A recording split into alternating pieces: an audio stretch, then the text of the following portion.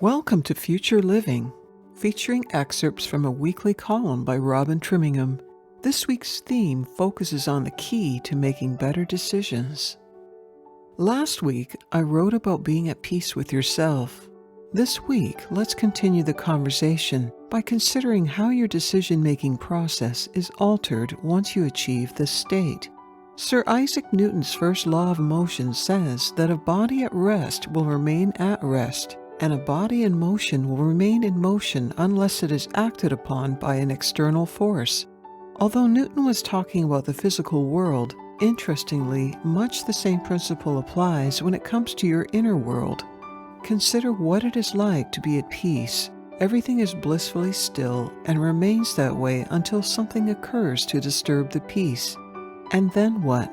Static, stress, confusion, anxiety. Our bliss is suddenly obliterated by an overwhelming urge to act, an uncomfortable gritty sensation that intensifies to the point that it is virtually impossible to sit still. Unless we are keenly self-aware, in our haste to relieve this unwanted pressure, we tend to literally turn a blind eye to the situation and act without thinking. And in doing so, we then experience a sensation of relief that could easily be misinterpreted as verification that we have done the right thing because we instantly feel better. But is this the wisest course of action? A trick question to say the least, because your answer will depend on your perspective. So what do I mean by this? If you consider only how you might benefit personally, then you might well argue that you have at least protected your own interests by acting.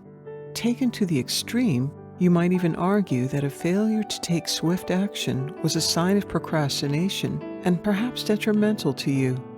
And in the short term, you might be right. But is there another way to look at this?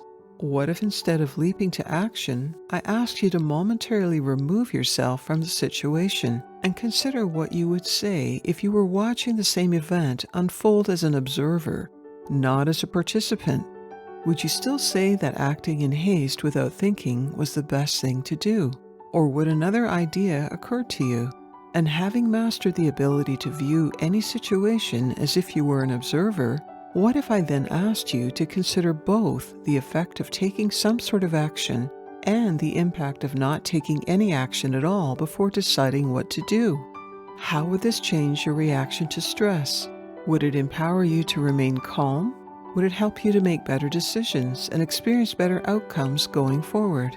Decision-making at the personal level, especially on important issues that you confront, can be a challenge. Scared to do the wrong thing? Unsure about doing the right thing? And perhaps even doing nothing? Which way is best? Making quick decisions is a commendable factor in a person's makeup, especially in the business world. But unless it is the right decision, speed is useless. In other words, do you want it right now, or do you want it right?